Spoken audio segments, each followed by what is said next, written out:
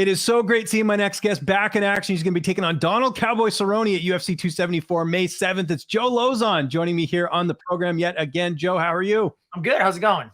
It's going well. First, I wanted to start with the fact that I believe this fight was supposed to take place on April 30th, moved to May 7th. Why the switch up, at least from your vantage point, for people who might not know?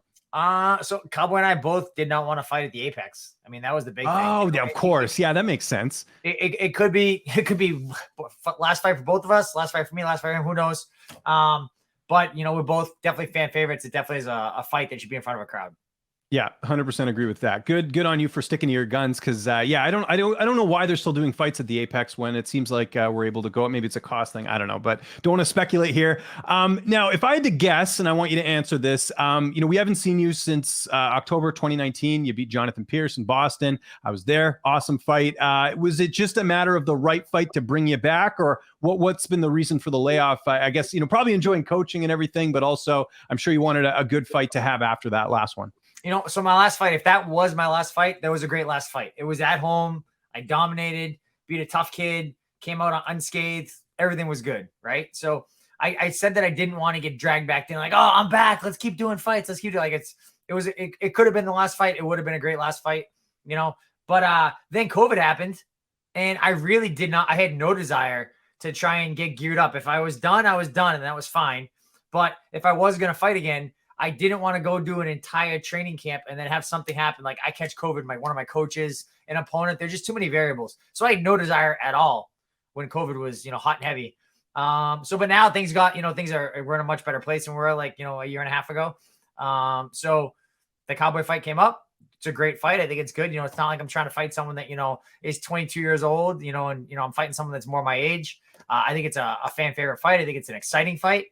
There's every reason to do it. I said I had to have the right date, the right location, the right opponent. If I didn't have all three, I wasn't going to do it. Right. So we got the good date. We got a good location. We got a good opponent. We're on. Let's do it. Are you surprised you and Donald have not fought yet? I actually went back and looked at your record just to double check this wasn't a rematch, because you fought everyone. Was it sort of inevitable you felt like you two would fight? It was never a fight that I was thinking about, like we both had a lot of bonuses and things like that. But it was never like, it wasn't like, oh, I'd love to fight Cowboy at some point. I've always said that I'll fight whoever they want me to fight. And like, I try not to be too picky or too whatever. So it's a good fight that came up. I like the idea of it. So we're going to do it. How do you look at this fight from a style perspective?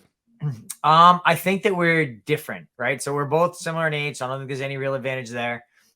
He's taken a lot more damage in the last couple of years because I've been very active. Like my last fight was like 2 years ago, but then I was a pretty long layoff since then, from then to my previous fight. So, in like 4 years, I've had one fight. So he's had a lot of fights in the last 4 years. He's taken a lot more damage in the last 4 years.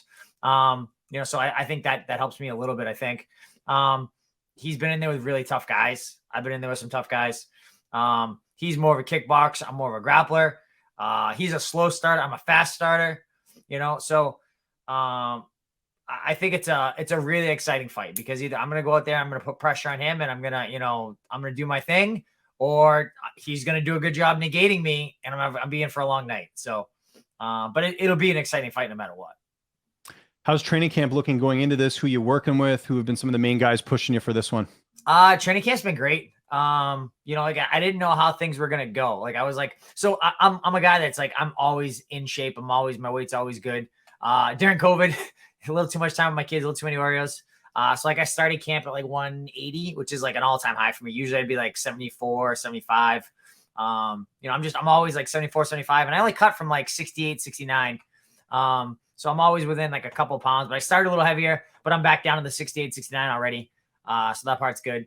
Camp's been great. I'm still going to skill strength with Mike Perry up in Chelmsford. So I drive like an hour. That's why I didn't know if today was going to work because I know. And I got to give you credit. You made it happen, Joe. You came on time and everything. So, so I had to get babysitter at my house, watch my kid, then drive an hour up there, be there for 2 hours, an hour back. So that's been great. Working out with Steve Mays for boxing, Jake Manini, kickboxing, Frank Camisa, my wrestling coach. Just, usual crew. Nothing drastically changed. What about training partners though? Who are some of the you mentioned coaches and guys like that? What about actual bodies in the gym? Who are you working with? Working with a whole mess of different guys. So I sparred a bunch with Peter Barrett. I sparred a bunch with Jared DeGangi. Sparred with Jarrell. Just a whole bunch of guys, Marty Navis, a whole bunch of guys that I think that are all like similar style to Cowboy. Because like he's really fast. He's got really good kickboxing. So that's like the big concern. Cool. That sounds good. And you talked about the cut there. I'm sure everything's going to go well. I mean, I don't think you've ever missed weight, right? Nope, never missed weight. I had like 28 fights in UFC. Always made weight. Like, but I think it's always easier. I always say you want to have fight camp, not fat camp, right? There's so many guys that like they end up, they spend the entire camp trying to get their weight down because like they start at such a high point. And, I've always been one, okay, I keep myself at like 72, 74, somewhere in there. So I got to lose like 2-3 pounds in the entire camp. So I basically just clean up a tiny little bit of diet. And then I'm still eating lots of good food. Like I'm 69 right now, but I had chicken broccoli ziti. I've had cheeseburgers. I've had pizza. I'm still eating a good amount of food. I'm not starving myself. Whereas I think a lot of guys make the mistake sometimes of like, they take a fight when they're way heavy and then they're on like bread and water pretty much. Yeah, no, you don't want that. Who's going to be in your corner for this fight? Who will be in the cage with you?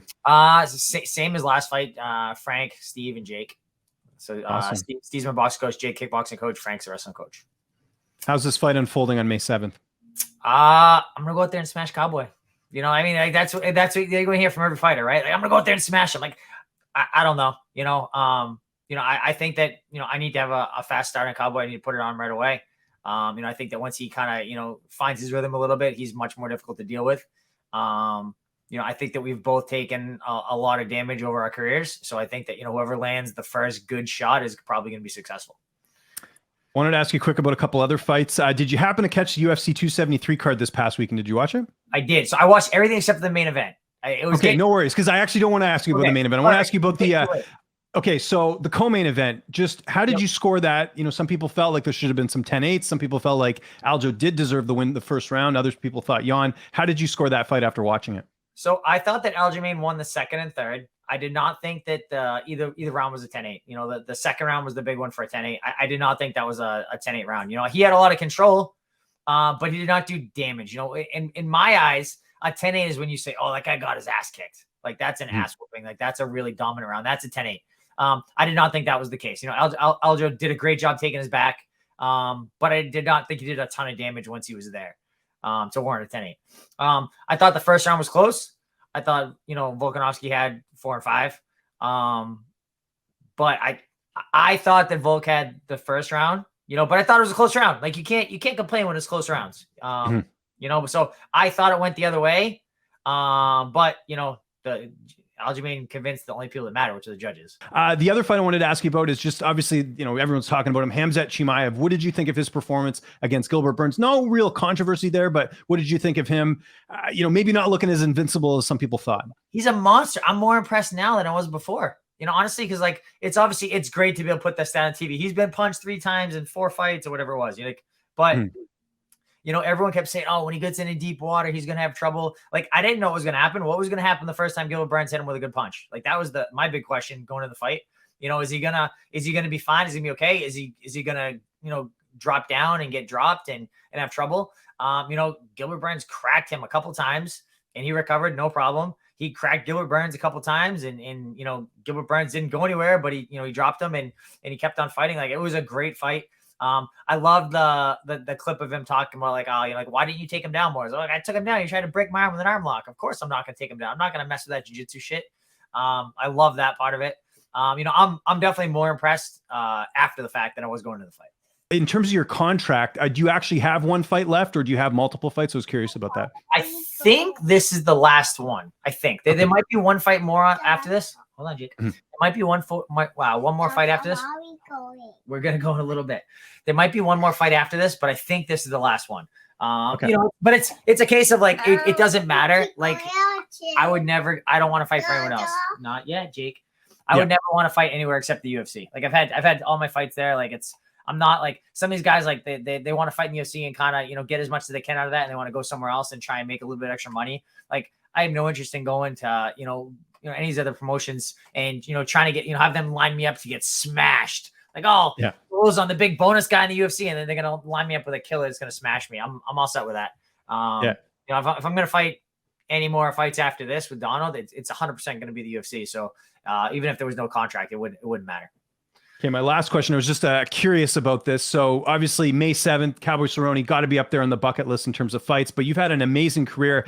What win was more monumental for you? Knocking out Jens Pulver or the Jonathan Pierce win in your last fight in Boston? What meant more to you?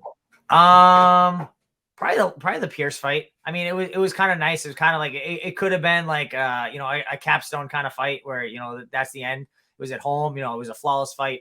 The Pulver fight was obviously, it started great. Started off like a great career. I think probably the being at home and just like it was nice to like we had the fight and we drove home and me and my wife were up to like 4 a.m. just like watching the fight and watching social media stuff and going through Instagram stories and of all of our friends that were at the fights and just people going crazy and just laughing and like that was a really, really good night. It's hard to top that. Joe, always appreciate the time, man. Just remind people where they can get a hold of you on social media, and if you got any sponsors or shout outs, I'll give you the last word. No, so I mean, pretty much I'm at Lauzon and everything. Instagram, Facebook, Twitter. So I'm on everything. But yeah, no, that's the number one place to get us. We're gonna do video blogs again for this fight, so we're on YouTube too. So if you search for Joe Lauzon on YouTube, we'll have video blogs. We do video blogs every single day of the entire fight camp. So like for fight week. So you'll see like the first travel day, Tuesday, Wednesday, Thursday, Friday, Saturday, before and after the fight. We post them all the same day. So like you'll be able to see like whatever we do in the back room, right before the fight, right after the fight, you'll be able to see that Saturday night, which is pretty cool.